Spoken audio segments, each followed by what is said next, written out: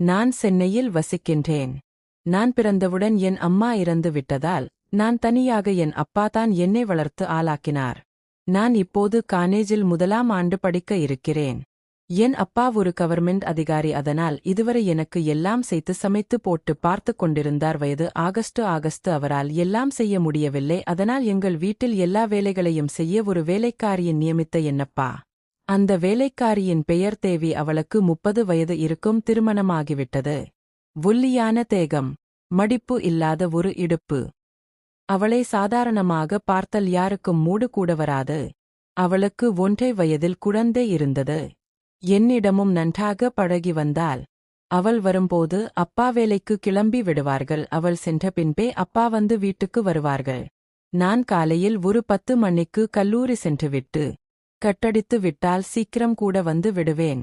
எனக்கு வேலைக்காரி தேவியின் மீது எனக்கு எந்த எண்ணமும் இல்லை. ஆனால் அவள் என்னிடம் நல்ல பேசுவாள். காலை 7 மணிக்கு வந்தால் இரவு 7 மணி வரை இரவு உணவு சமைத்துவிட்டு வீட்டுக்கு செல்வாள். என்னை எப்போதும் செல்லமாக கார்த்தி என்று தான் அழைப்பாள். கார்த்தி, என் பாப்பாவுக்கு உடம்பு சரியில்லை, ஒரு 500 ரூபாய் வேணும். நான் வரதுக்குள்ள அப்பா போயிட்டாரு, உங்ககிட்ட இருந்தா கொடு, நான் அப்புறம் தரேன் என்று கேட்டால் என்னிடம் உள்ள சேமிப்பிலிருந்து அவளுக்கு 500 ரூபாய் கொடுத்தேன். ரொம்ப நன்றி என்று என் கன்னத்தை கிள்ளி விட்டு சென்றாள். இப்படி இருக்க ஒரு நாள் எனக்கு பிறந்த நாள் வந்தது. எல்லாரும் வந்து எனக்கு அன்பளிப்பு அளித்துவிட்டு என்னை அப்பா எனக்கு புதுசு ஆகஸ்ட் ஒரு வண்டி வாங்கி கொடுத்தார். சமையல்காரி தேவி இடம் சென்று எனக்கு எதுவும் பரிசு இல்லையா என்று கேட்டேன்.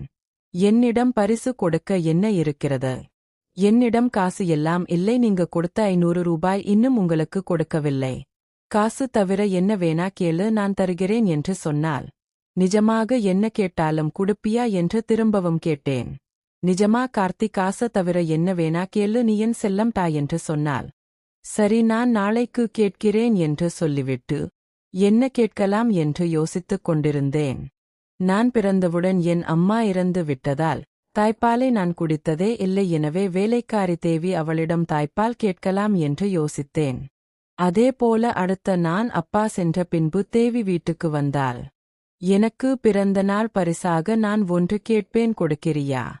என்ன வேணும் கார்த்தி செல்லம் என்றாள். எனக்கு உங்ககிட்ட பால் குடிக்கணும். தேவி முகம் மாறியது. ஆமா, நான் பொறந்த அப்பவே எங்க அம்மா இறந்துட்டாங்க, அதனால நான் தாய்ப்பால் குடிச்சதே இல்ல, உங்ககிட்ட நான் குடிக்கணும் என்றேன்.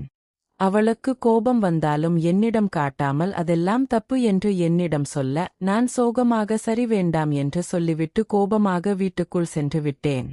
1 மணி நேரம் கழித்து அவள் என்னிடம் வந்து சரி நான் தருகிறேன், உருவாட்டித்தான் என்று சொன்னா. ஆனால் ஒரு கண்டிஷன், உன் கண்ணை நான் கட்டி விடுவேன் என்று சொன்னாள். சரி கட்டிக்கோங்க என்று நான் சொன்னேன்.